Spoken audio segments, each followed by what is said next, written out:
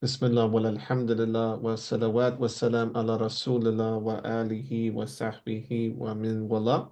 Assalamu alaikum wa rahmatullahi wa barakatuh to all of you, my dear beloved brothers and sisters. I pray you and your families are well, and we're very honored and pleased to have you all participating in our international lecture series of ISIP, the International Students of Islamic Psychology. A lot of you are participants and members and brothers and sisters and colleagues who are joining frequently in all of our initiatives. And for all of you who are new to our movement and to our sohbah and companionship, welcome, welcome. This is your home, this is your movement. And we're trying to always ask Allah for guidance when it comes to knowledge inquiry. And we're very blessed by Allah subhanahu wa ta'ala that He has allowed us to gather for now almost 5 years on a bi-weekly base to learn from some of the leading scholars and practitioners within the field of Islamic psychology and Muslim mental health as well. I am your brother, Sayyid Jamaluddin Miri, and I'm very honored to be at your service. So thank you so much for joining us, dear brothers and sisters and colleagues. We have such a beautiful, diverse community with members from all over the world. And thanks to your contribution, for your khidmah, and everything that you guys are doing, we are able to normalize Islamic psychology in this contemporary era.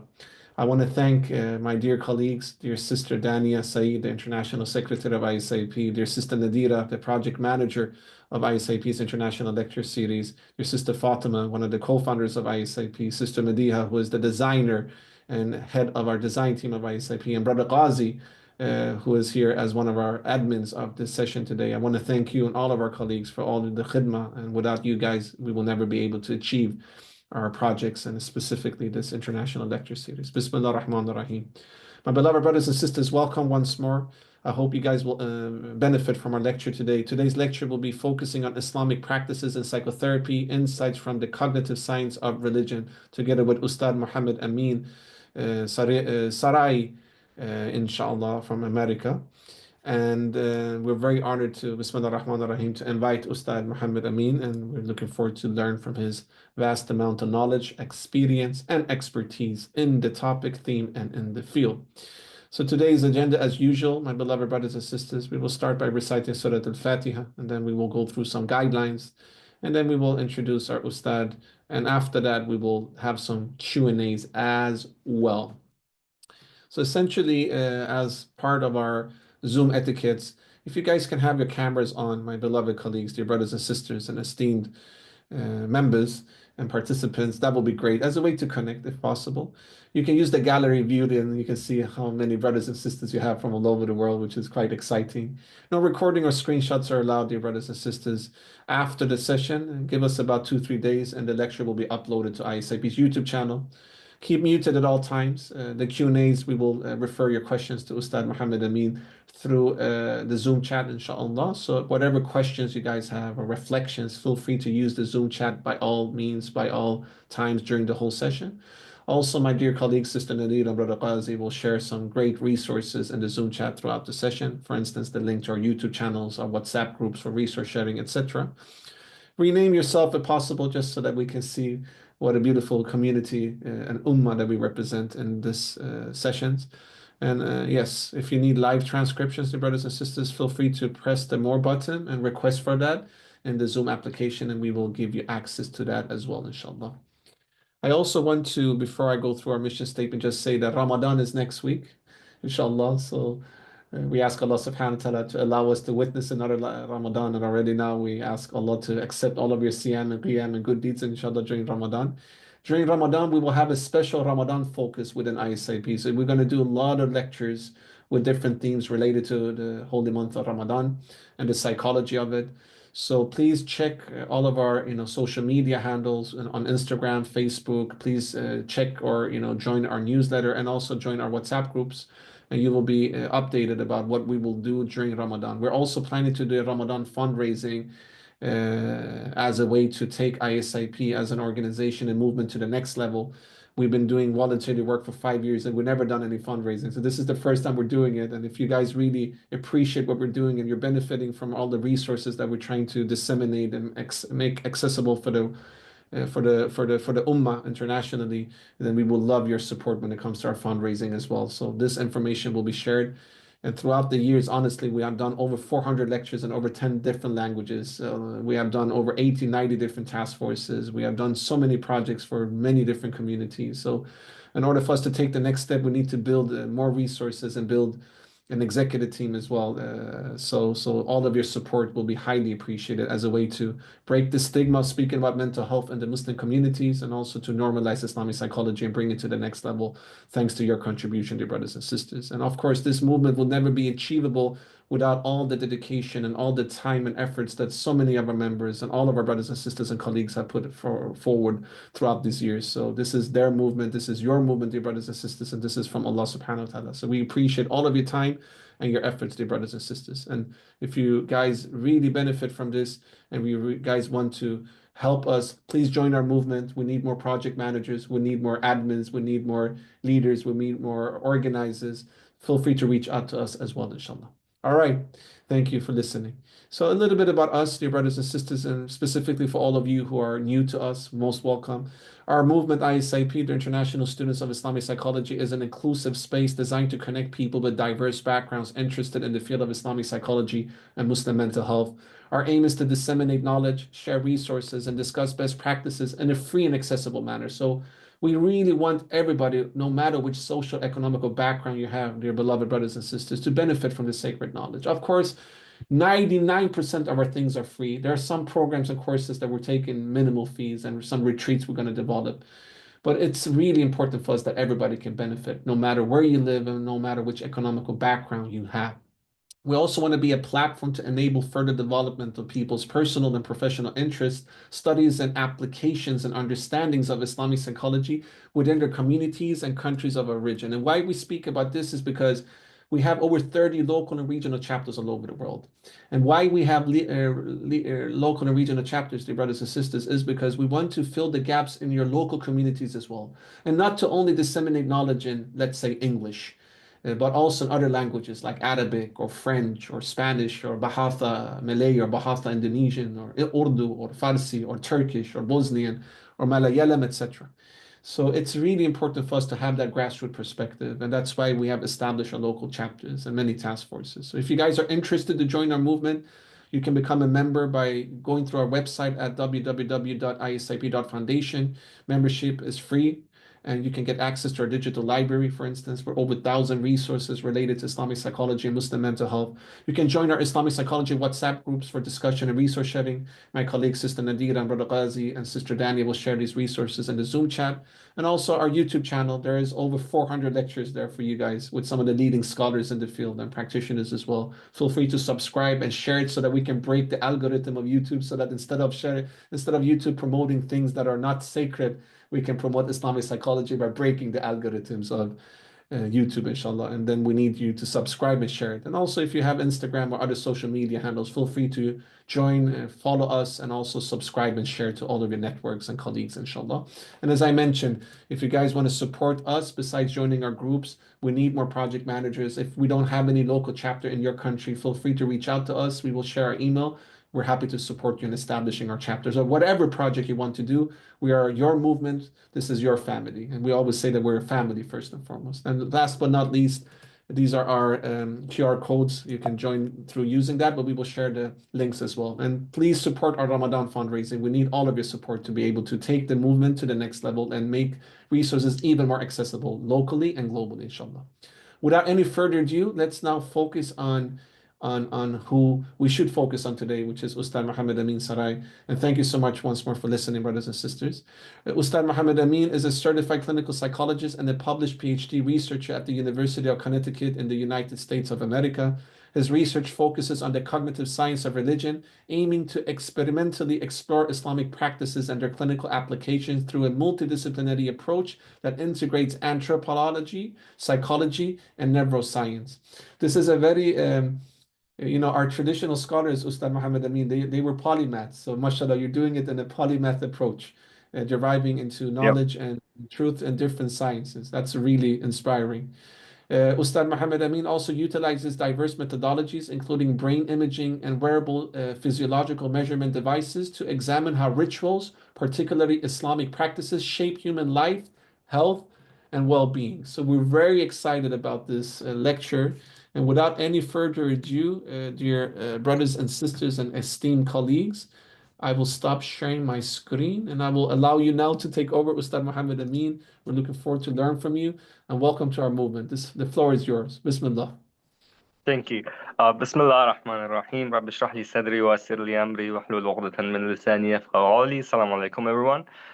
It's my pleasure to be with you today, and I hope you like this lecture.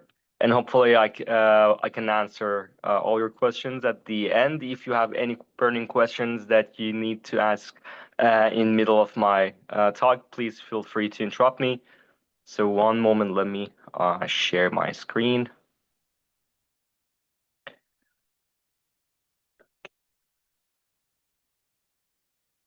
All right.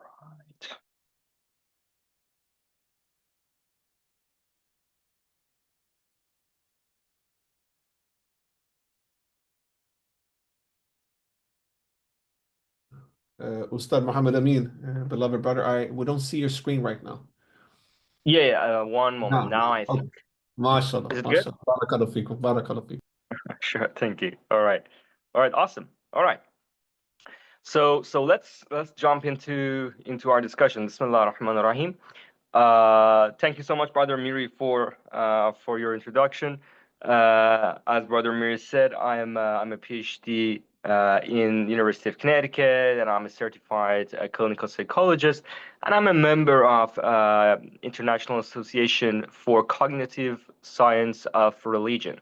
So today, I'm going to go for a very, very brief introduction to cognitive science of religion. Then I'm talking about top-down versus bottom-up approaches to psychology, and then I'm talking about Islamic muraqabah, my research on muraqabah and the brain, my research on salat and the heart, and some practical ways that we can actually bring muraqabah into our daily lives, especially since we are heading to Ramadan. I think it would be very nice to learn some ways to bring this muraqabah into our lives. What is cognitive science of religion? So usually when we think about the intersection of health, well-being, and science, we think about psychology. But a more recent approach towards this is what is called cognitive science of religion. As Brother Mir said, it is an approach that is multidisciplinary. It integrates different kinds of majors, different kinds of disciplines for studying religion, because religion is very complex, isn't it? So religion is multidimensional. It has so many things to it. It's communal. It it connects with our body, with our brain, with our heart. So it's really important to have a multi disciplinary approach towards religion. And in cognitive science of religion, in the easiest definition, what we do is that we try to understand religion and religious rituals from multiple perspectives.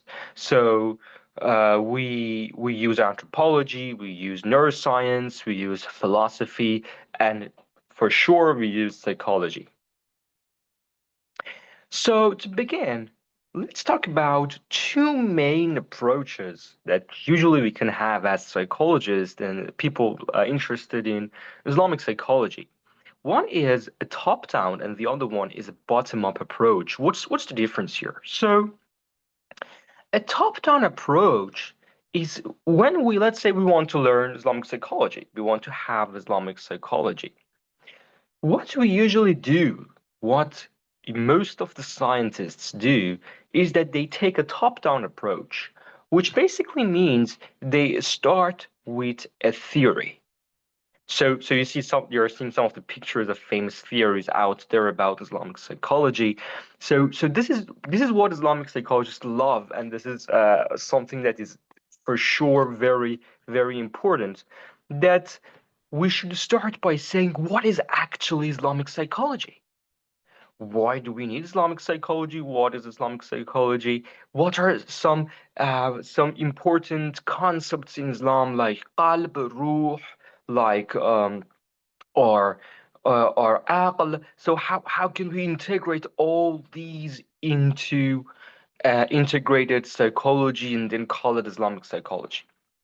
This is, as I said, surely important, and many scientists, many Islamic psychologists, many sheikhs, they tried to develop this Islamic psychologist during past maybe 100 years for our contemporary time, but even before that, so people from uh, like Ibn Khaldun, like um, um, Ibn Haytham. Many Islamic scholars tried to some degree. Sometimes they were not even psychologists, but they tried to some degree develop some ways to help people uh, learn more Islamic psychology. So while this is important, there are some downsides to this top-down approach. What are those? So, first of all, it creates so many unnecessary divisions. What do I mean by that? So, I'm not sure how many Islamic psychology courses or how many Islamic psychology conferences you went, but if you go there, um, you might sometimes see that there are, let's say, 15 different approaches to Islamic psychology, 15 different theories to Islamic psychology. But you see, they have many things in common. So they aren't that much different. But we see that there is this unnecessary divisions because first they have to establish their theory, they have to name their theory. So they create these divisions while when you look a little bit more further, you see, oh, all of them are talking about qalb the same. All of them are talking about nafs the same. Why do we need these different theories? So that's one downside.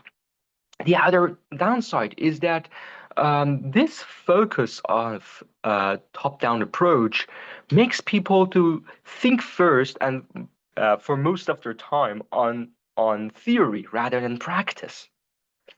So another issue that you see with many of these theories is that they are very, as I said, very important. They are very nice, and you listen to them, you study them, and you see, oh, there are so many great concepts, and then you ask, all right. So, especially if you're a psychologist or if you're a mom who wants to help a client or something, you then ask yourself, all right, how can I help my client now?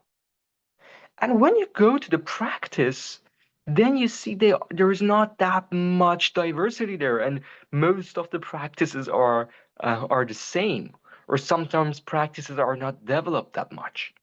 So this is the issue when we start from theory and then we try to build the rest, like our practices. And interestingly, in the case of Islam itself, Islam developed together.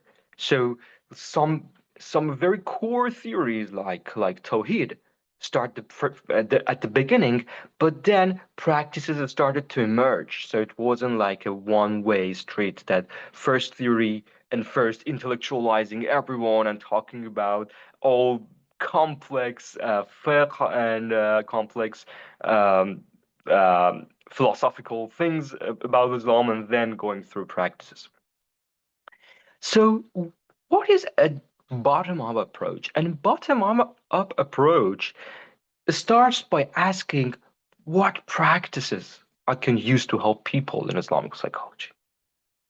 And while again the top-down approach is important, the bottom-up approach says, all right, whatever theory you have, I accept it.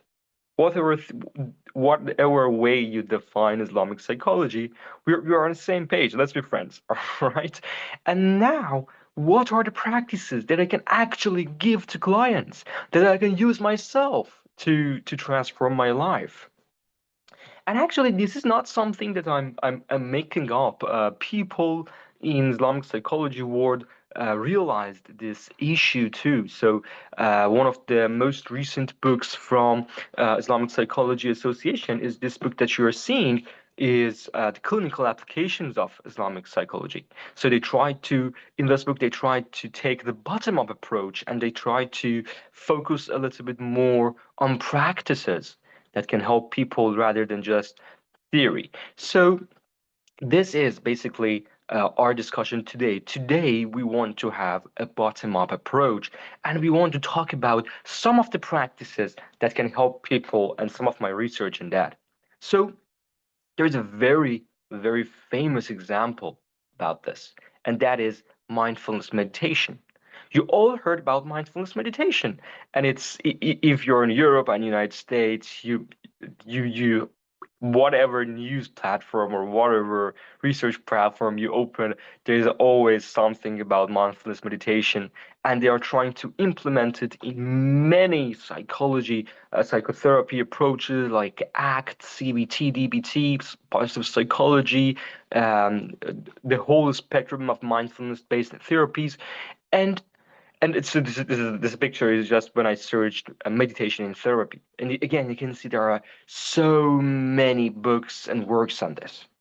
And again, what's the reason here for all these flourishing of mindfulness in West? So beside the political reasons for this, and beside the fact that mindfulness in Buddhism does not necessarily need a god and makes it perfect for the secular community of Western people.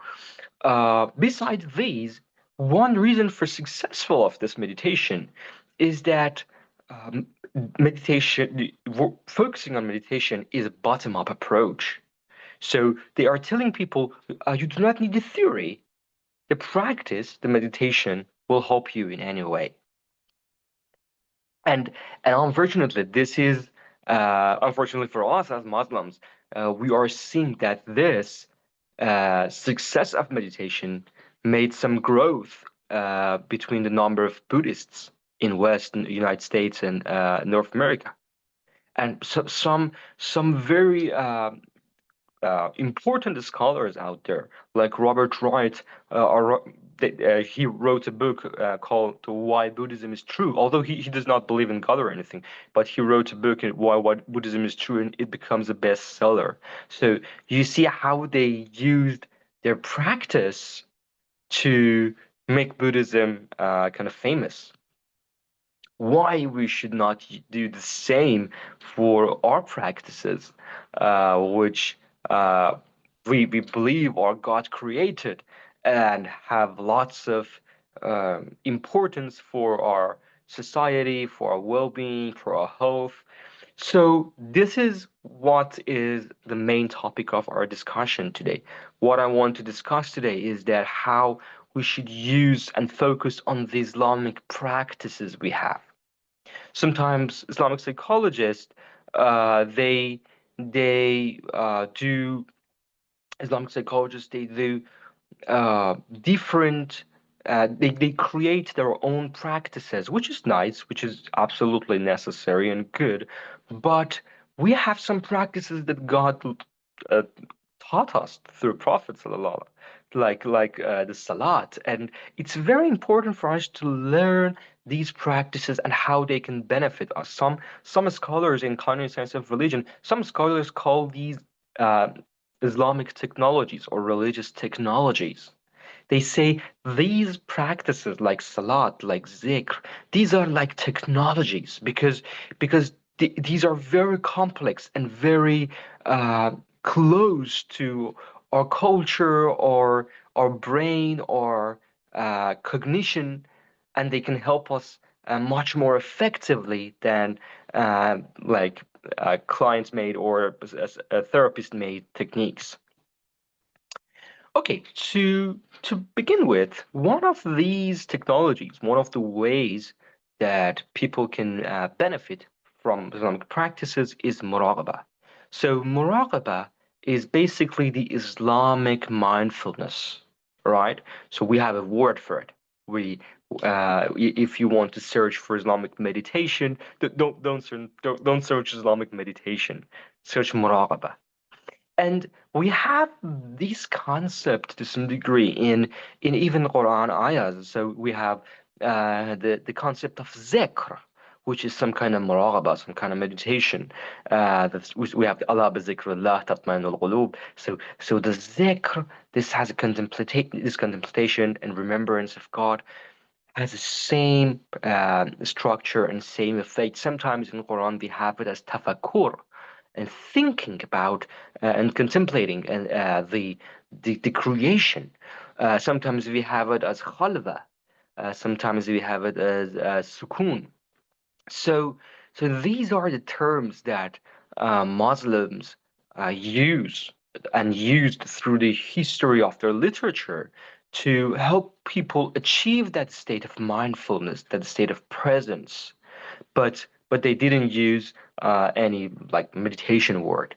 So this is the reason I want to show you this is to do not think that, oh, meditation or mindfulness is a Western concept. No, no, no, that's not the case. We have many equivalents of that in our own Islamic tradition, and we usually call this muraqabah. So, but one question, so you hear this much in many other Islamic psychology presentations. But what I want to discuss today is this, because, all right, so what are we saying? We are saying that we have meditation in Islam. Oh, hooray! That's awesome. So we have something equivalent to a Buddhist, and we should be happy about it. Is that it all about? And that is actually my question that led me to do a research. So I wanted to understand, is muraqabah the same? Is dhikr the same as meditation? Or the Islamic practice actually might benefit us more? So for this and for the sake of time and Q&As, I will make my presentation a little bit shorter. I did a research with Dr. Batuli and Andrew Newberg, who you might know from many of his books on religion. And this is published research on religion, brain, and behavior. What we did was that we recruited people and we put them in an fMRI machine. So let me show you the. Do I have the picture of machine? Oh, come on. All right. So uh, we put people in an fMRI machine. What is a fMRI machine? So many of you might have experience with the MRI machine, which takes a picture of your brain, usually for finding some dystrophies in brain and issues with the brain. fMRI is the same device, but is used for taking a video from your brain. And what we did was that we asked people to do three things in fMRI machine. One was to do zikr, subhanallah, walhamdulillah, wa la ilaha illallah, wallahu akbar. They just kept repeating this just in their mind. And the other one was they just freely think about the God, contemplate the God.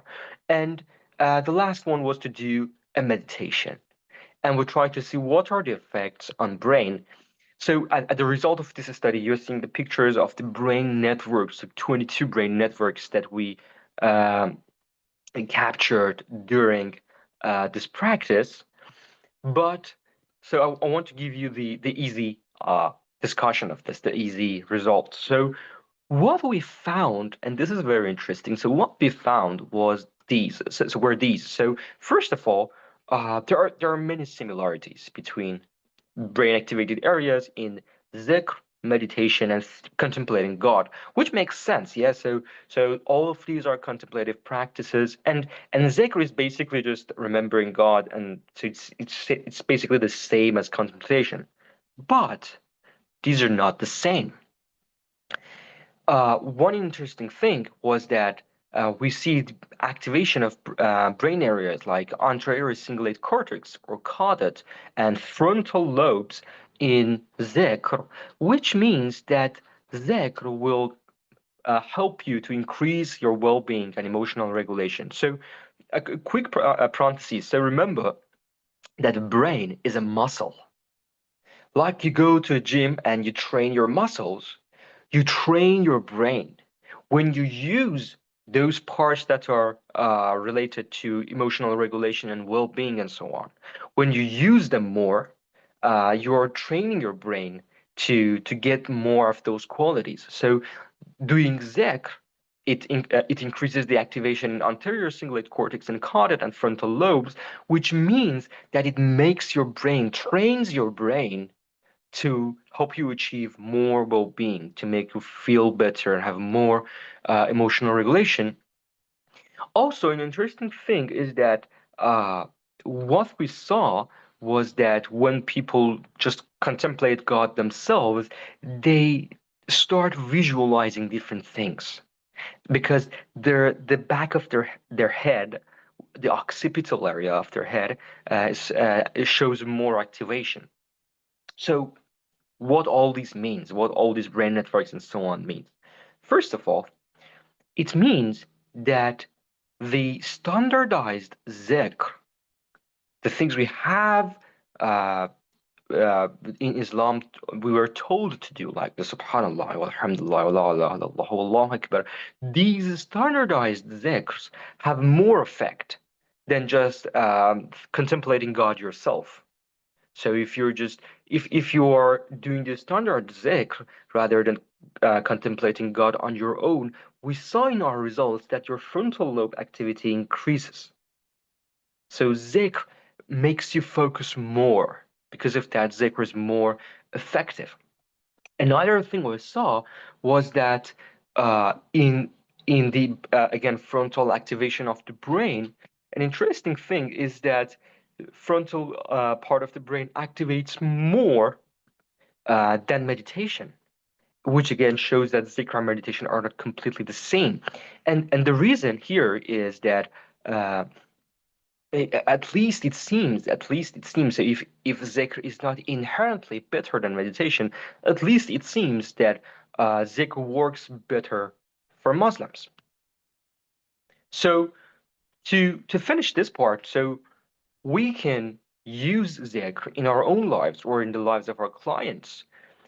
We can use zikr to help them increase well-being, increase focus, and increase emotional regulation, emotional well-being. So to mention it in a more simplistic way, people will have better emotional health after doing zikr. And I will give you some practical instructions to do this in the end too. But another form of muraqabah is salat. And salat is very complex. And interestingly, we are not seeing that much work in Islamic psychology on salat.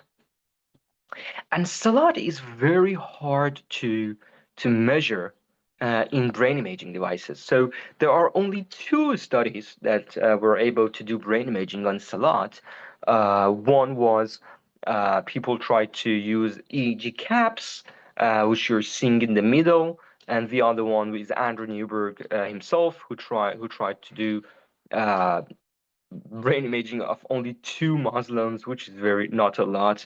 But just these brain imaging results, I'm not going too much for the sake of time into details of these. But what we're seeing here is that, first of all, no doubt, we know from brain imaging studies that salat will make you calmer. So the changes it makes into the brain waves, especially in the prostration and in the sujood position, it makes you calmer and makes you more peaceful. And the another interesting thing that Newbergs argues we have in Salat is that it decreases the frontal lobe activation, which basically means that people will feel a sense of surrender. Isn't it beautiful that the salat is actually what makes you taslim in Islam, and and this will give you by reducing the activation in your frontal lobe, it gives you a sense of surrender that hopefully will result in you listening more uh, for to what God suggests. Before I continue, let me just take a quick look at questions because I see many things come up. Brother Mohammadamin, we will do the questions in the Q&A so you don't work. Okay, all right, No, better, yeah, all right, please easier for take me. your All time, right, sir. No so problem. so sorry for all of you who have questions. Let's just keep it for the end, so I can hopefully in this way I can soon go a bit faster, and I might answer some questions. Who knows? So the other research I did, which is published by the name of Aligned Bodies, United Hearts, was on Salat. So I wanted to know what are the effects of Salat. One of the important characteristics of Salat that really makes everyone, even non-religious people, like some of the authors of this research, uh, it makes people really feel awe is the synchrony in Salat, the fact that we all do things together. And there is a massive literature in science and in cognitive science of religion on the importance of synchrony. So we know that if you are two strangers, I don't know who you are at all, but we do a synchronous, simple, and ridiculous act. So I raise my hand, you raise your hand. I drop my hand, you drop your hand. And if we just do this simple act, we will like each other more. Just the result of synchrony. And we know from many studies that synchrony will increase social cohesion, it increases trust in community, it increases prosociality, make people more giving, and it creates a shared identity. So synchrony is important. So what we did, we went through two groups of Salat al-Jama'ah in Ramadan, and we gave people these two devices. Because, as I said, it's very hard to measure brain activation for Salat. We went for a more embodied way. What we did, so the bottom device is a belt that records your breathing, your heart rate, and your movement. And the top device is something that measures how close you are to the other prayer, to the other person who is doing prayer. All right. So this is what you can see as the result of our analysis. So the plot you're seeing in the left is what we call a recurrence plot, which is lots of jargon there. I don't want to enter that, but you can just basically very easily see that um, we see the posture of the salat. We can easily understand what's happening in the salat. So you tell me, can you tell me how many rak'ahs was this salat? Just answer me in the chat. How many rak'ahs was this?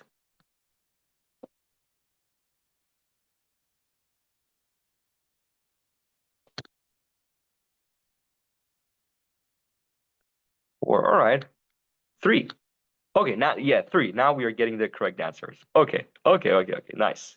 Exactly. Yeah. So you can see that there is three deeps in this salat, which again, so you can easily detect the posture in the prayer. So here is the interesting thing. Here's the magic of Islam. So what we are seeing here is that not just people posture, people body synchronizes to each other, but people's heart rate synchronizes too. And that's crazy. So the plot you are seeing here is the plot of two people side by side. But you see these two sides are very similar to each other. And the reason is these two people heart rates are very, very similar. All right? So Salat not only makes your posture synchronous, but also makes your heart rate in sync too. What does it mean? It means that so you might have clients have marriage issues.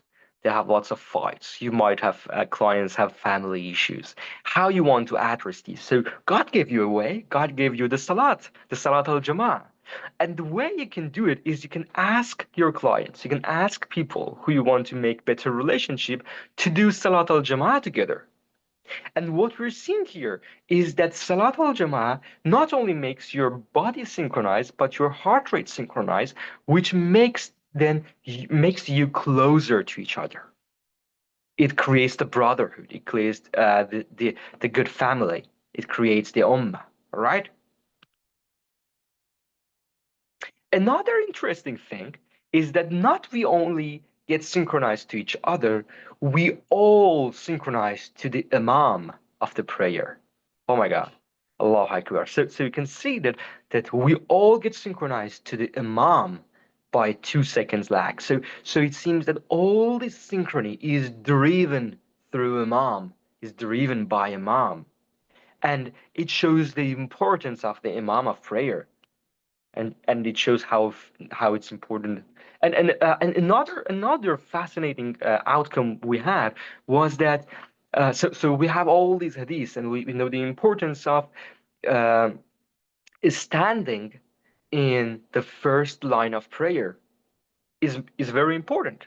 And we are not sure the theological reason. So remember, it's very easy for you to be misguided and say, oh, so if God told us to pray, it was because of synchrony. Absolutely not.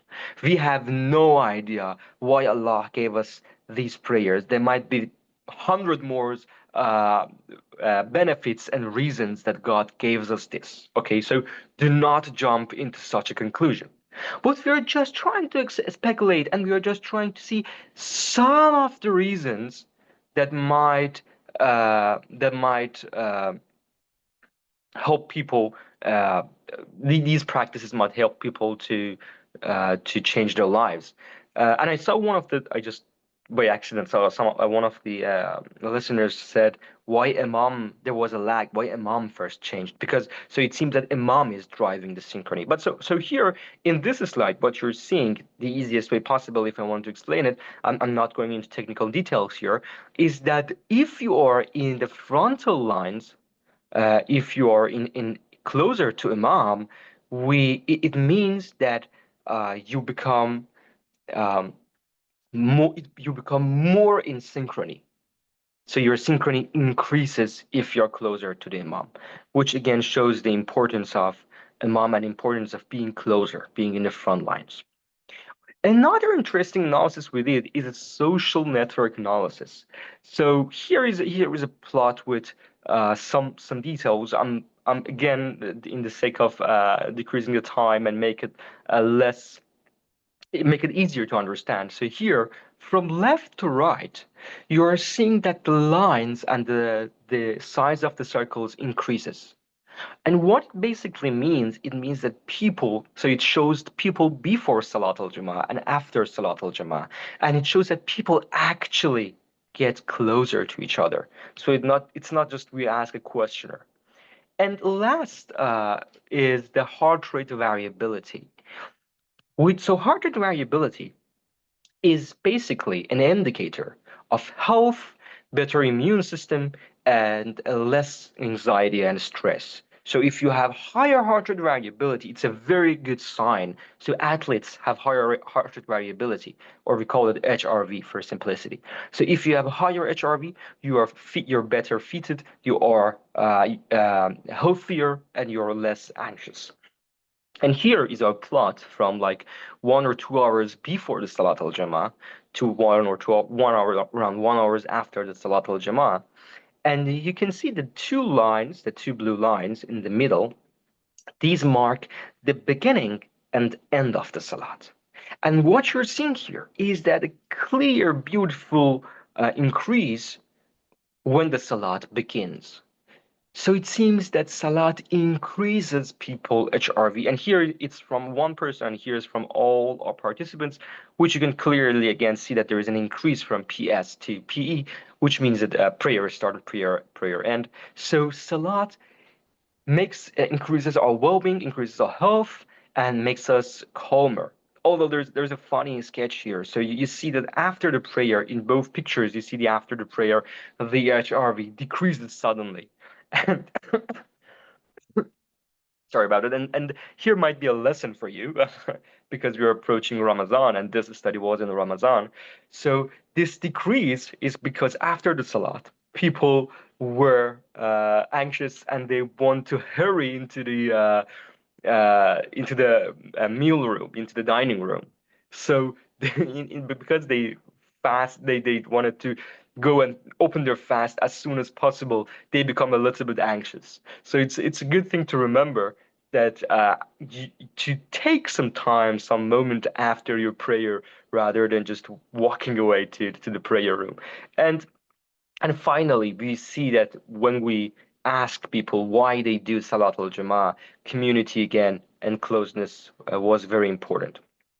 And I have interviews about this research, one of which is in Yukon today. Feel free to read that. Okay, so to summarize this part, uh, there are at least three benefits to zikr.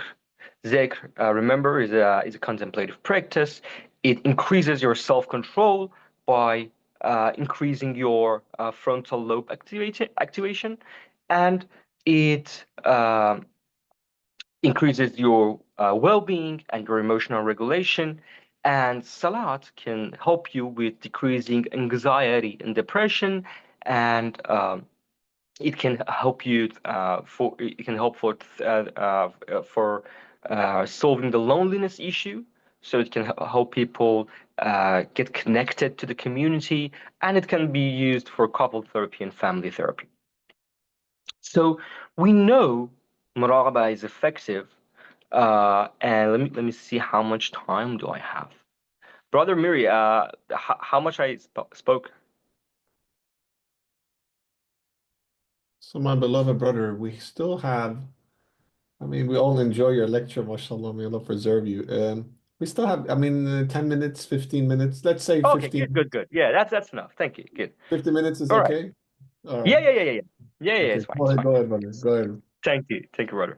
Uh, Welcome. so So muraqabah is effective. We saw just two cases of zikr and salat, and we know many other benefits from other research. We know muraqabah decreases stress and anxiety, improves focus and attention, enhances your mental health, gives you some sense of a spiritual connection to Allah, and it even improves your immune system and reduces pain. Right, so we know, and there are other even benefits too. We know muraqabah has lots of benefits. How we can do muraqabah? And these are the techniques that I'm mentioning mostly from the book Clinical Applications of Islamic Psychology. So before doing muraqabah, there are a few things to keep in mind. The first one is purification or tahara. So if you want to do a muraqabah practice, first start by doing wuzu and make sure that you have a clean, quiet space for doing muraqabah. The next thing is the setting intentions. So you should set your niyyah. And it's absolutely, as we are all advised to do, should set niyyah to be closeness to Allah. And beside this, beside getting closer to Allah, another niyyah you can choose for your muraqabah practice is your current need. So today I have an important presentation, and I'm very stressed about it. Okay, so I said my niyyah that I want to get closer to Allah and to inshallah feel less stress from my presentation. All right? So you can have niyyahs that are compatible with your current needs. Uh, After that, you choose again a quiet place and time. So around Fajr Salat, especially before Fajr Salat, is very good. Although you might feel sleepy. So if you feel sleepy and doing it around Fajr might make you fall asleep, you can just do it in another time, like in the middle of the day when you are more alert. And finally, try to keep a comfortable position. All right. And so people usually are advised to sit a little bit upright, because if you're very upright or if you're like this, your spine will hurt after a long time. So you want to keep a comfortable position. You can sit wherever you want, in whatever way you want, but there are some suggestions to sit with your legs crossed and your eyes shut, um, and you facing qibla while you want to do this. And then here, so here I hope this is something that you might not be able to hear everywhere. So here you can do 5 different ways of muraqabah. Okay, so we have different ways of doing muraqabah, and you can try to find the one that works for you, that you like more. The first one, absolutely, is zikr.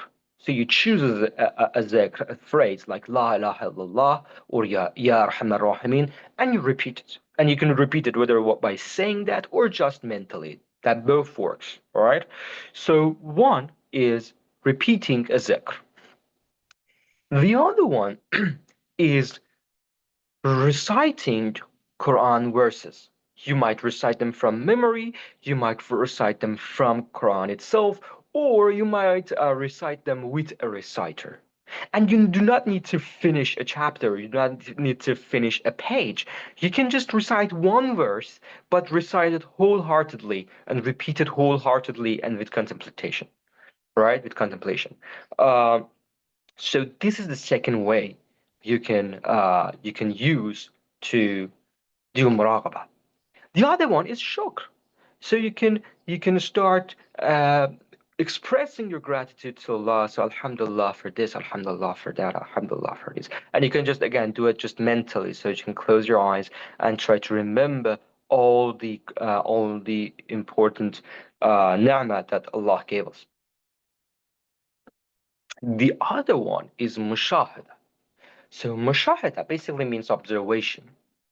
And you can do this observation outwardly or inwardly. So you can mushahada your outside. So if you have a good, let's say, beautiful a garden, let's say, or a beautiful perspective outside your home, you can look at that. But if not, you can just do the mushahada inwardly. Try to mushahada and try to observe your internal states. How do you feel? Different parts of your body. And finally, number 5, you can do tasavvur and tafakkur. You can do reflection. You can do reflection of God's nama. You can do reflection on God's attributes. So we have the beautiful names of Allah subhanahu wa ta'ala. So you can start to think about these names, Ya Rahman, Ya Rahman, Rahman, Rahman. What does it mean? How does it help you? How you can benefit from this name? So you can choose one of the names of Allah, and you can try to just focus on that. And some small points to remember. So one is consistency is the key. So rather than one day meditating for half an hour and the other day not meditating, try to keep it small but consistent. Try to keep the time you want to do meditation consistent. So if Fajr, always Fajr. If Zuhr, always Zuhr. And remember, the distractions are normal. This is a very hard practice. So don't expect yourself to do it very easily. And start from small. So start with 5-minute meditations, then gradually increase this. Remember to be persistent and patient until you get the result. It might take some time. And it's good to take some guidance from sheikhs to understand what zikr is better to say, what names is better to use for your practice. Allah's names are better to use for your practice. And and in the end, try to find the best way to do this. To try to adjust yourself for doing this. So you might start with doing shukr for your muraqabah practice, but then you see that this is not very fit to me. I really don't enjoy this. So I am changing this to doing zikr. I'm changing this to doing reciting the verses of Quran. And yes, Salah is a type of muraqabah. Absolutely, it's best type. All right. Okay, that's it. Thank you all for listening. I hope you enjoyed it, and I'm here if you have any questions. Jazakallah khair, my beloved brother. With your permission, if you Thank can you. stop sharing your screen so we can have a beautiful Sure. Jazakallah khairan. It was such an honor to listen to you and to really benefit from your beautiful, beautiful presentation. My beloved brothers Thank and you, Brian. sisters, round of applause for our Ustad Mohammadamin for his great, great presentation and also important research. Alhamdulillah Rabbil Alameen. As ISIP throughout the years, we've done so many lectures. Some of the resources you've done sharing, like for instance, the book that Dr. Amber and Dr. Abdullah Yeah. Rotman have edited. They're both our advisory board members. We're very close to them. Also, some of the other resources that you shared are from amazing scholars that we have both learned from and benefited from, and they've been our personal teachers. So it's so important that we have more research in the field of Islamic psychology. Many of us are Islamic psychology practitioners. Many of us are Muslim mental health practitioners. Some of us and our colleagues are scholars. And we really admire what you have done because we need to show the validity of our interventions and also the benefit Yeah. from the cognitive and also from a neuropsychological or physiological point of view. So we pray that your continuous research will Thank be you. successful by the tawfiq of Allah subhanahu wa ta'ala. We hope that we all can benefit even Inshallah. more, inshallah. So thank you so much. We know it's not easy to do PhD. Inshallah. Thank you A so lot much. of a lot of I don't know. I mean, America is a little bit more open, I would say, if we compare with other Western countries, but nevertheless, to normalize a psychology that is not based upon the Judeo-Christian or secular, paradigms and Yeah, yeah. knowledges But is but quite but different. don't let me start on talking about we had the gender segregation during Salah, and don't let me talk about that and what a trouble some of the professors make about that, unfortunately. Yeah, I can imagine. I can imagine. And Yeah. that is the case. And that is even in But we will Muslim. stay strong, inshallah. Inshallah. That's why we're trying to build our movement so that we can work Yeah, together for the sake of normalizing these absolutely. paradigms. And obviously, we even see in Muslim countries, some Muslim countries where there is also their psychology is very secularized Yeah, yeah, in the country. So it's not about West or East. It's more about how we can normalize paradigms that are beyond the secular or the postmodern or modern point of views. absolutely. My beloved brother, there is a lot of good reflections and excellent questions from our great participants and beloved brothers and sisters. Brother Waqas is writing, Salam, why are we so confused about our identity within psychological practice of? I Mm. think he is referring to why are we so confused with regards to our identity, maybe as psychologist or from a psychological framework. If you'd like to share any thoughts about that. I'm not sure I'm getting the question. So the question is about being confused about What we will do, we is will ask Brother Waqas to share his question in the chat to maybe make it more specific. Brother Waqas, sure. we really appreciate it. And in the meanwhile, we'll take some other questions. Brother Bilal is asking a question that comes up for me is, could some of the differences in impact be related to the element you mentioned earlier, that West can accept mindful meditation without God? Perhaps it's the fact that we have are mindful of something true, which is God, that makes the impact better. Can you reflect on this? Yeah, sure. So having a God in the practice surely has an effect. So what we are seeing, one of the interesting things we are seeing. So I didn't talk about all the networks we are seeing in the Zikr.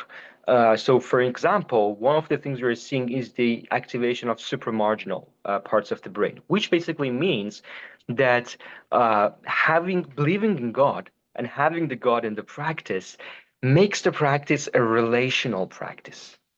So when people are doing meditation, they focus more on, for example, on their body, which activates the parts of the brain that are related to body.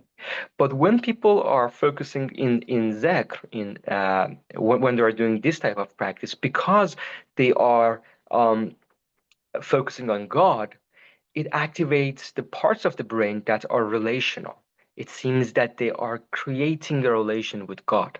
And this sentence is not from me, it's from Andrew Newberg, who's not a Muslim. He says that it seems that the zikr practice, because it's focused on God, it seems it elevates people from the dunya values and makes them more spiritual.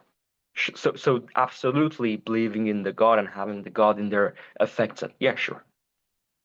Perfect. Thank you for a beautiful answer, brother. Appreciate it. And yes, I think just for us as a reflection, if I may add, brother Mohammadamin, to the Absolutely. question is that I think the tradition of tafakkur and contemplation in Islamic tradition as Brother Muhammad Amin referred to, is first and foremost the acknowledgement that there is a creator there. We're reflecting upon the signs of the creator, the creation Yeah. of the creator. We're reflecting upon the attributes of the creator, that we can see aspects of it through creation.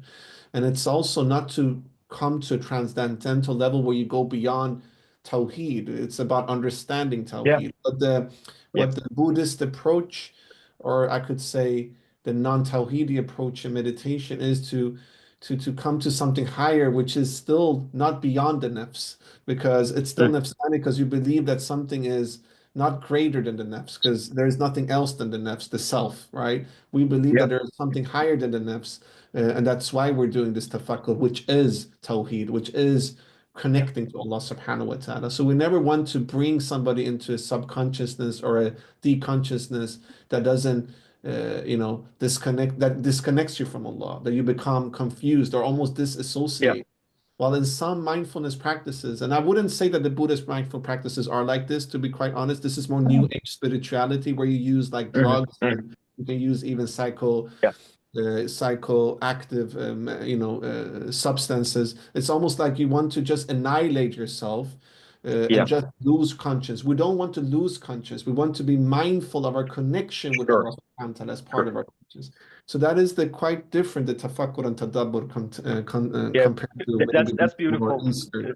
Yeah, yeah, yeah. Yeah, yeah, that's very beautiful what you mentioned, and I just want to add a neuroscientific support for what exactly you said, MashaAllah, which is yeah, yeah, that's great. again the research of Newberg on Salat, and what he saw was that people frontal lobe activity decreases, which means that they. So it's not like, as you said, they annihilate themselves or they just lose themselves. It seems they become more surrender to Allah subhanahu wa ta'ala. So Exactly. they Exactly. create a stronger relationship. So that's beautiful. Beautiful. Yeah.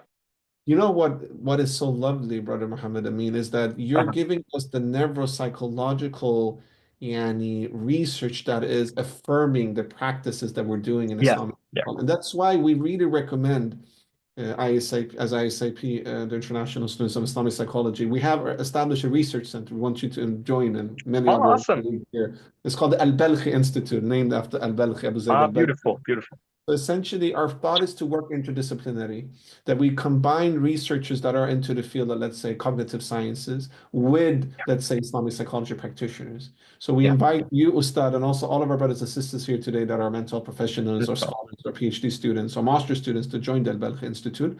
Sister Nadira or Sister Danny, if you can share just our contact details so people can join. Essentially, this interdisciplinary approach allows us to actually have validation for our methodologies as well. Not Yeah. that we need Yeah. validation, because we know that Wahi is connected to our, connections and to our Yeah. implications and our interventions. But it's really beneficial what you're saying. I recommend you all, brothers and sisters, to read the book of Dr. Professor Malik Bedri. We did his tribute last session, if you remember, Yeah. called Contemplation. It's an amazing book, and where you can Yes. also understand that the Islamic contemplation approach is a higher spiritual intelligence. Is a higher spiritual intelligence. So we speak about artificial intelligence. This is spiritual intelligence. Jazakallah khairan, my beloved brother Muhammad Amin. There's more Thank you. questions here. Brother Ahmed Iqbal is asking, do we need a special ijaza from a sheikh to practice or prescribe these methods such as dhikr, muraqabah, etc.? Secondly, where can we find resources to learn more about biochemical correlation with Islamic practices? MashaAllah, very great questions. Yeah. Yeah. So in first in regards to the second question, to my knowledge, there are not any specific books that are about this topic, although we are trying to write one on this topic, inshallah. But I don't think there is any particular book about the biological, physiological effects of Islamic practices. They are mostly in the form of research, and you should find them individually to find some information on this. And there are actually many interesting works like one moment, let me sorry. No, no, take Yes, your there time. are there are many interesting works, like, for example, in the effects of salat in gene expression. So, like, even this highly scientific works, but yeah, but there are no books. About this first question, the ijaza from Sheikh, I think I always, so it's a personal thing. I always think getting ijaza and asking for guidance in these things are better, because Yeah, the zigs are very intricate, very specific, very important. Each one of them have different effects. So I think it's always better to have that. Do you that's a want to great complete answer. this, Sabrina? Yeah, Yeah, I just want to confirm what you said, Brother Mohammed. I mean, we also believe in that, that it's important, dear brothers and sisters, that we have ijaza, which is, for those who do not know what ijaza means, it means some form of approval. This is our way of licensing in the Islamic tradition, in the sense that you have approval from your teacher or from your sheikh or whoever you study with, who is, of course, and comes from a great source, that you can, for instance, practice certain aspect of our spiritual, tradition. And I think specifically when you prescribe dhikr, this is something that even as an Islamic psychology practitioner, we're very careful of how to prescribe this. There are certain dhikrs that are very, like just say Allahu Akbar as a dhikr in a sense. And these are something that we can always give, as a prescription. But if there is more, you know, other types of dhikrs, you need to be very mindful of, the constitution of your client, the mizaj and the temperament of your client. So you should let more the Murabbi Sheikh do these things and sure. instead connect them to a Murabbi Sheikh rather than doing it yourself. This is just the way that we have been trained ourselves as Islamic psychology practitioners. There's certain dhikrs that really we should let the Murabbi Sheikh be in that realm of giving that guidance. As an Islamic psychology practitioner, you can do the general ones, but be mindful of that and always ask for permission or ask for guidance from your supervisor, from those that are more qualified and trained. But just, generally, the Sheikh is the one who gives a lot of the dhikrs, and that's their role as Yeah, a Murabbi Sheikh. Our role as Islamic psychologists is a bit different, and we need to be mindful and differentiate our roles. Also, another thing is that we can find people without proper guidance when you do certain muraqabas, you can start to spiritually bypass yourself. So that's why you need to have a guidance. The traditional shuyukh, they didn't just give a dhikr or give like a prescription to a student or to a murid, for instance. They were very mindful of the student's disposition, and that's why we shouldn't even engage in certain spiritual practices without a teacher, a sheikh, a murabbi, etc. So it's very important to be mindful so that, it's about your spiritual health and other spiritual health. Allahu Alam. So thank you absolutely. for clarifying that, Brother Mohammadamin. There is another question here. Yeah, with the resources. Actually, this is a great question, right? We have our digital library, brother Uh-huh. Ahmed Iqbal. Sorry, Muhammad Iqbal is the great poet of Pakistan.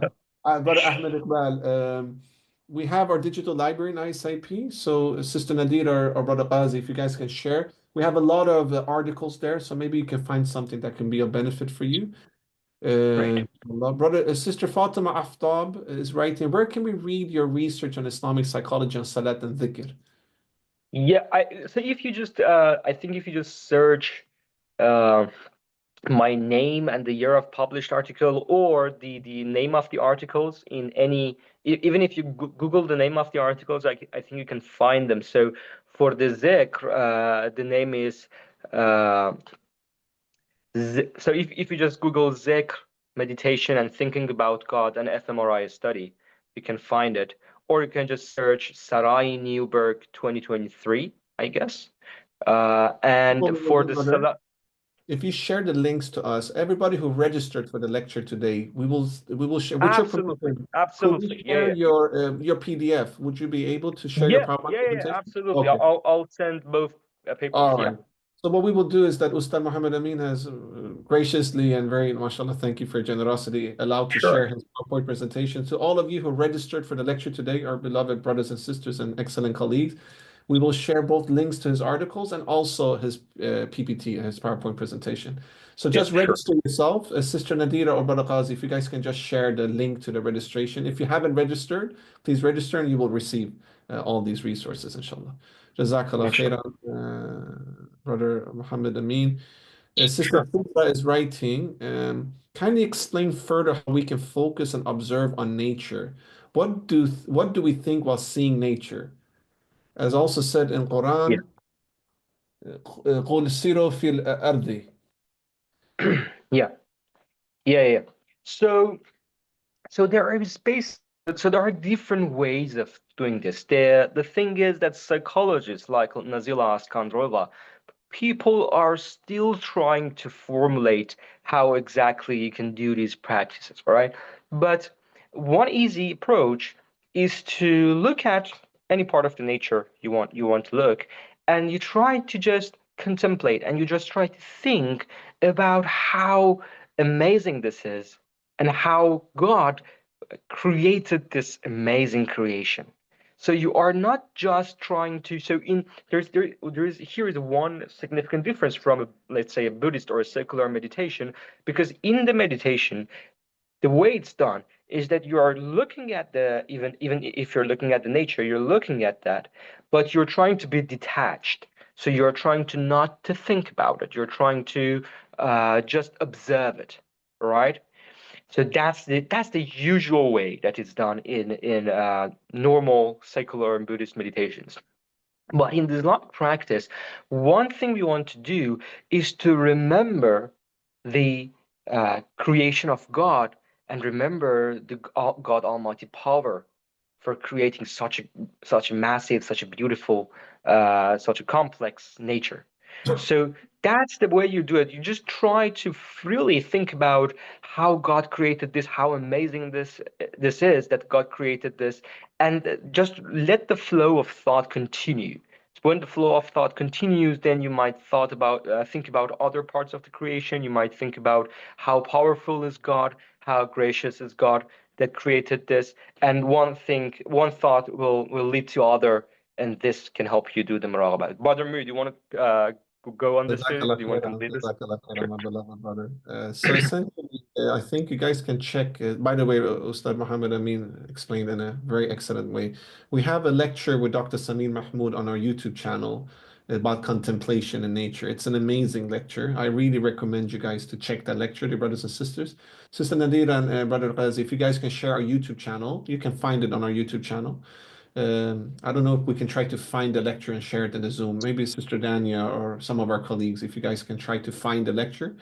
It's a really good, recommendation and tafakkur. We also have Sister Fatima Ahmed, one of our co-founders, who have done some lectures with regards to contemplation. So I allow you guys to listen to that. They're experts in this, so they will Great, be. But great, as great. also Brother Muhammad Amin said that just that we try to reflect the difference between the Western approach, New Age approach with Islamic is important so that we don't engage in things and think that we're going to reach states that we will not reach if done in this New Age way.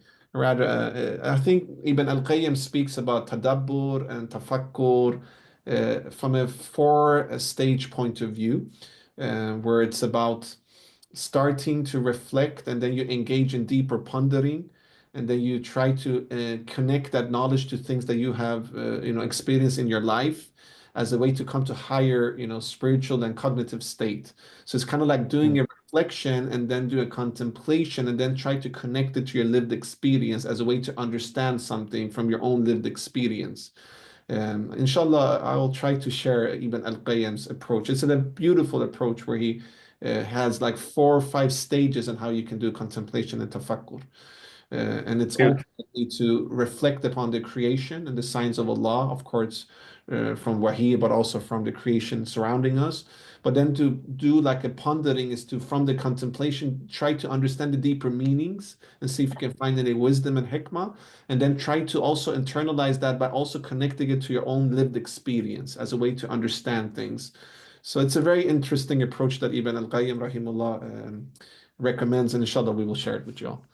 Jazakallah khairan. Let's see here. Sister Quzia is writing, I want to do research in Islamic psychology, but don't know where I can get the literature about this. So essentially, dear sister, with your permission, Ustad Muhammad, I mean, could you tell us a little bit how you started as an inspiration for Sister Quzia? How did you start with your research? Maybe we can take it like that, the question. Sure. So for me, it was like I was always intrigued with these neuroscience research and so on, and I like to know my own Islamic tradition more. So I went to read many more studies, and this helped me to create my own study. I think so. There is basically, for me at least, there's two ways if you want to do research. All right, one is that probably the easier one, but you need to find it. So that's the hard part. You need to find an expert in a field. So inshallah, Brother Miri will start his uh, group of research, multidisciplinary research for the ISIP, and that would be a good opportunity. So people can connect to an expert, and usually experts know the state of art in the field. So they know what are the things that are missing, what are the things that are researchable. That's one way. But the thing is, for example, in my case, when I started it, there were no experts in cognitive science and neuroscience in Islam. So I needed to go for the second way, which is you need to read a lot. So you need to read many articles to be able to find the right subjects for doing this study. Jazakallah khairan, brother, for sharing your Sure. own trajectory. It's very inspirational. So yes, Sister Ghusia, as Ustad Muhammad Amin said, feel free to reach out to us, inshallah. We're happy to allow you to, to join us. It will be an honor to have you with us, and we will be happy to add you to the groups, and we can take it from there. Yes, the field that Ustad Muhammad Amin is doing research is very new. There is some people we can connect you actually, Ustad Muhammad Amin. In Indonesia, they've done a lot of work. In Malaysia, Yeah. also in Pakistan. So you're Pakistani, brother, by the way, or No, originally? no, no, no, no, no. Yeah, yeah. Okay, mashallah. I'm from Iran. Mashallah, Yeah, yeah. mashallah, mashallah. So essentially, it is very much an interesting approach when it comes to how we have a lot of great research going on in a lot of countries. So inshallah, we'll connect you, my beloved brother, to Inshallah. these, inshallah. So, Inshallah. let's see here. Let's go to the next here. We have from uh, Sister Qurratulain. Are the effects of dhikr same if we say istighfar and ask for forgiveness, as it would potentially have some negative association tied to it due to reminder of sin? So it's a very hard question to answer scientifically because we have no research on it, right? You see, so I think this is good that usually in these cases that's the importance of that ijaza part. That's the importance of going to a sheikh and asking the sheikh and imam before doing different practices.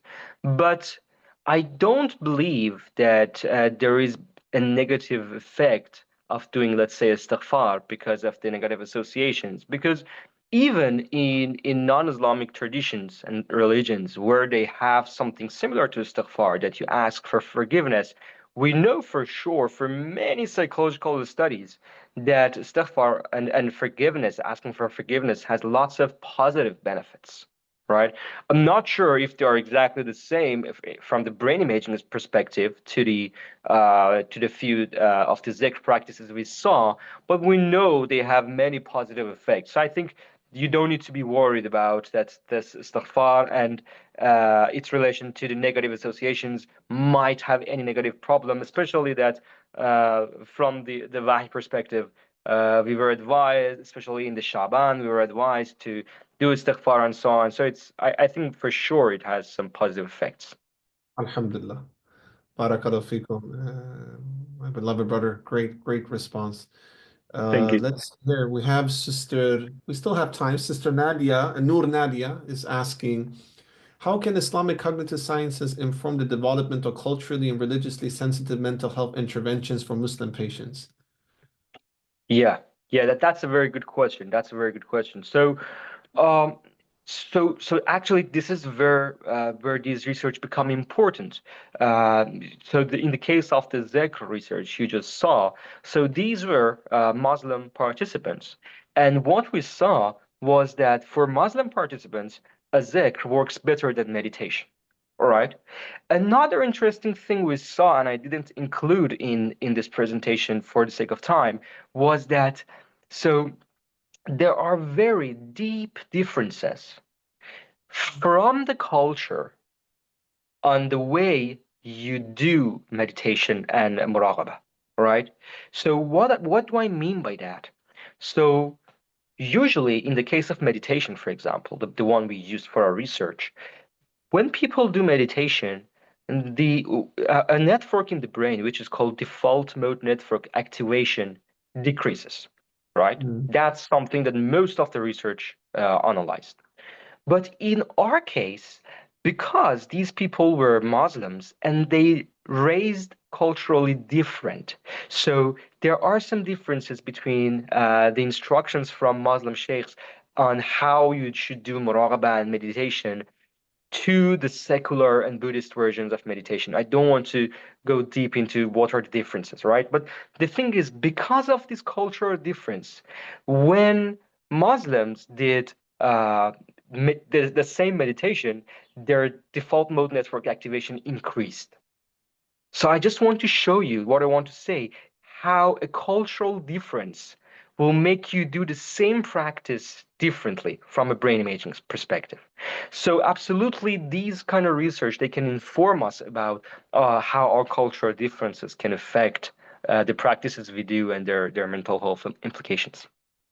SubhanAllah. That's so interesting. So interesting. Yeah, Thank yeah, you, yeah. Ustad Mohammadamin. I would say like, wow. It's interesting. It's interesting. Yeah, from the aspect of because we know that I mean this is a very relevant question, Sister Noor Nadia, and I think from all of us who are studying or training or practicing psychology generally, like the last 10, 15 years, there has been like an acceptance of culture and religious sensitive approaches in mental health, which is good, Yeah, by the way. And yeah, in that, it's important that we also, as Muslims, understand that Islam is one, but culture is different, and there is different Muslim cultures. And I mean, as Muslims, we're not against culture that is aligned with Quran and Sunnah. So I mean, urf is something that is appreciated if it's aligned. So we need to be mindful. Maybe an approach with like a Muslim community, let's say now in the West, where we are like raised as third culture kids, might be different than a Muslim community, let's say in Turkey or in absolutely. Uzbekistan or in another country or in so it's kind of like we need to be mindful even as Muslims when we want to practice Islamic psychology that there is a multiplexity of approaches and that you need to have cultural sensitivity even amongst different Muslim communities at the end of the day. And it might be because it's not a monolithic way of looking at it, right? Yeah, I mean, Islam is one, even that we have different madahibs, right? And that this is the beauty of at least acknowledging culture that is aligned with Quran and Sunnah. Like we're not against that. It's actually beautiful. You see that in Islamic architecture, right? You have different architecture, like the Persian architecture compared to the Moroccan architecture, compared to the Malaysian or Indonesian or the Turkish Ottoman architecture. So this is a beautiful way of looking at it. So culturally sensitivity we need to have even amongst Muslims and also to be mindful that there is not one, as you said in your lecture, there is not one approach towards Islamic psychology, even though there are a lot of terminologies that are same. Alhamdulillah Rabbil Alameen. We pray that even the Western approaches that acknowledges culture and religious sensitivity also acknowledge Islamic psychology. This is one of the aims of our work. inshallah, We have inshallah. Mr. Alia who is asking, as you said, brother, praying together in Jama'ah does bring the hearts together and can be used in family therapy in regard to marital problems. But isn't the husband there in the position of an imam? So he's already by 2 seconds also.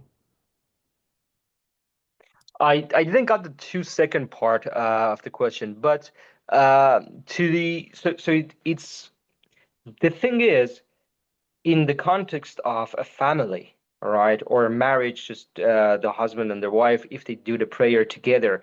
So as I said, we have lots of literature and research there that just doing something together, all right, and so some marriage therapists they just give you some rituals that are not even so religious. So these are secular therapists. They just do these ritual practices that you do something together. So for example, you might heard of dancing, right? But the thing is that based on many of the research and my own included, so we do not need to do any haram thing, or we do not need to do any kind of dancing, but just the act of, so to achieve that synchrony, right? The act of doing this salat together, this act of synchronizing together in the prayer, this is enough for making your hearts closer to each other and making your emotional states aligned with each other, which then help your relationship to grow. MashaAllah. That's a beautiful thing to use Yeah. in marriage counseling, by the way. MashaAllah. May Allah bless you. Sure, Ustad.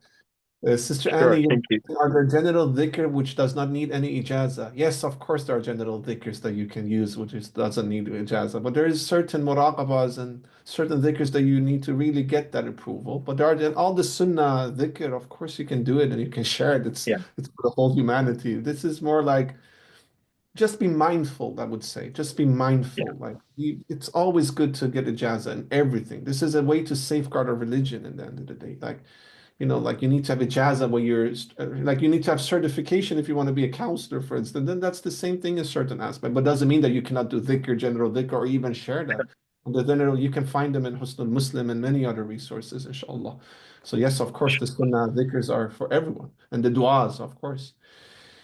So I think it's just a clarification, at least from our side, is that be mindful, like be mindful. It's always yeah, good to have a guide. It's always good to have a yeah. guide, get guidance. What if someone have no spiritual sheikh, Sister Sidra said? Still to have a guide, you don't need to have a sheikh per se, but to have a guide is something always good to have a teacher that you can learn from, a righteous companion that could be a guy, somebody who's trained. So it's, we say irshad, guide, irshad is guidance. So guide is always important. In psychology, if you're a practitioner, you need to have a supervisor, right? So it's always good to have a supervisor. It could be your teacher, it could be your sheikh, it could be whoever. But it's something that we should endorse and embrace as part of our tradition.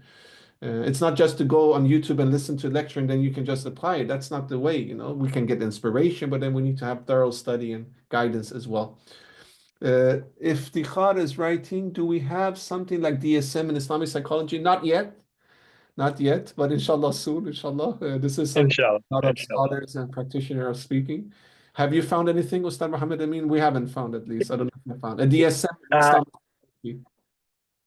psychology. can you repeat the question for The me? question is, do we have something like DSM in Islamic psychology, a DSM Ah, method? yeah. As you said, yeah, many people are trying to come up with it, but I don't believe still we have a grounded.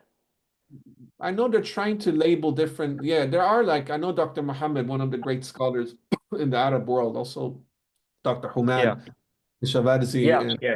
are Or trying Amber to Had work has on some them. kind of Yeah, classification of different states yeah. of qalb, so on. But they are still in development, I think. It's And in I think development. so. I just want to clarify on this. It's not necessarily good to say, oh, we have a Islamic DSM, because there are many issues and setbacks with DSM. So DSM is doing more kind of labeling than it should do. And so one famous story is that the writer of DSM-5, the writer of DSM-4 is one of the most important critiques of DSM-5. And they are saying that DSM is expanding a lot and doing some kind of over labeling that is not necessarily useful. So I just want to say it's not a thing that it's necessarily good. No, no, that's a very good point, brother Ustad Muhammad Amin. And Sure. yes, we know that people are trying to now, some of the scholars like Dr. Human, and I know Dr. Fahad, and I know also in Indonesia, some of the great scholars, even in Malaysia, they're trying to do, and Dr. Ambed, as you mentioned, they're trying to Yeah. do some form of classifications based upon some different scholars' approaches. And I know, like Dr. Ibrahim, who we did the lecture with a couple of months ago, he has classified Al-Muhasibi's approach towards uh, Ah, interesting. cognitive therapies. I think, if I'm not mistaken, was it cognitive therapies or was it dream? No, yeah, cognitive therapies, if I'm not mistaken. So there is a lot of works. Mhm. Inshallah, please update you. Please check all the works, and if you join our WhatsApp groups, you can find more resources. Inshallah, I think this is it. There are. Yes, Sister Noor, a future course of Islamic cultural sensitivity. Yes, we're working on that actually. It's going to be a course soon, a lecture actually. We're gonna announce that lecture, inshallah, about urf, Inshallah. its relevance. Thank you, Sister Noor, for your question. This is the final question. Is it okay, Okay. brother? We've been over Yeah, time. yeah, sure, All right. sure. That's You're in US, so it's quite early for you. Uh, yes. all right, Ustad Muhammad Amin. Sister Masuma is writing. I think you mentioned how muraqabah improves immune function. How is this measured from a brain imaging perspective? No, no, no. It's not measured from brain imaging perspective. And the part I mentioned, muraqaba, and I mentioned there that these are basically the general health benefits that all kinds of meditations have, and they have some measures for pain threshold and the pain sensitivity. Like there are some devices that they put on your hands, and they push that on until you get some pain, and then measure the pain and so on. So it's not neuroscientific research. It's different.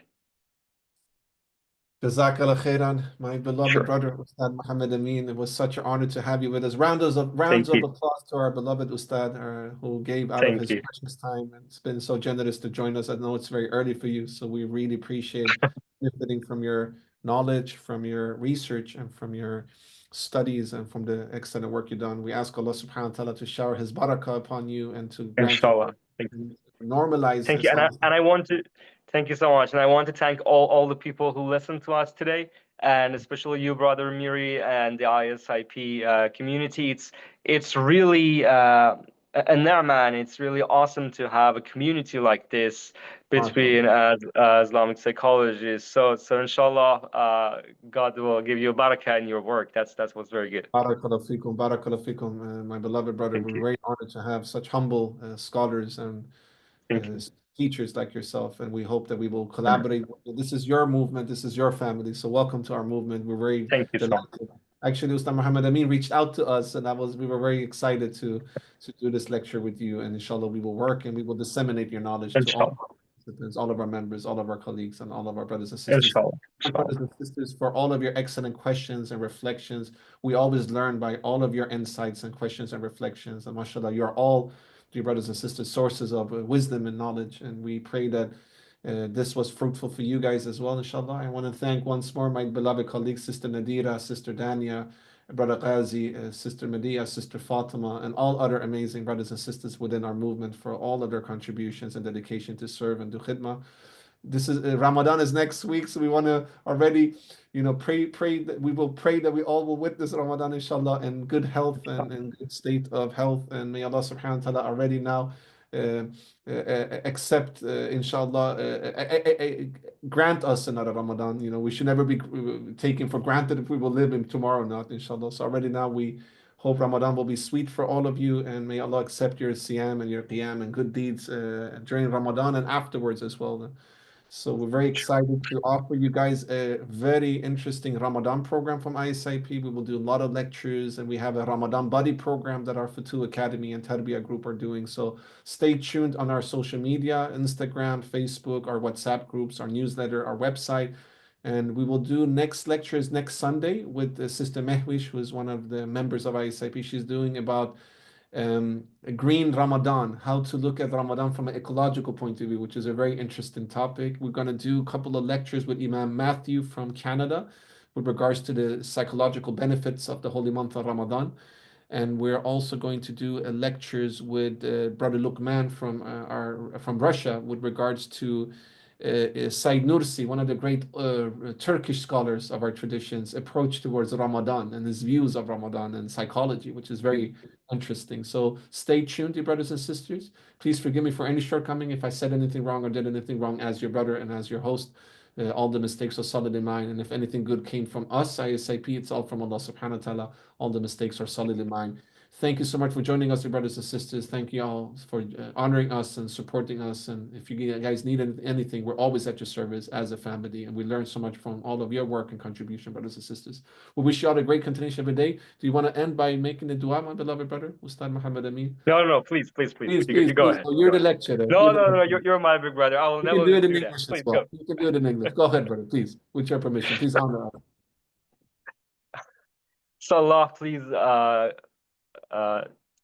please forgive all our sins and give us shower us with ni'mah and barakah, inshallah. Ameen ya Rabbil Alameen. Ameen ya Rabbil. Jazakallah khairan. And with that, we will Sure. end the session today. It was an honor to meet you, brother. Thank you It so was an much. honor. Thank you. Inshallah. We would love to work with you, inshallah, and learn from you, inshallah. Thank Inshallah. you for giving out your Inshallah. precious. Thank you. Assalamu alaikum. Assalamu alaikum.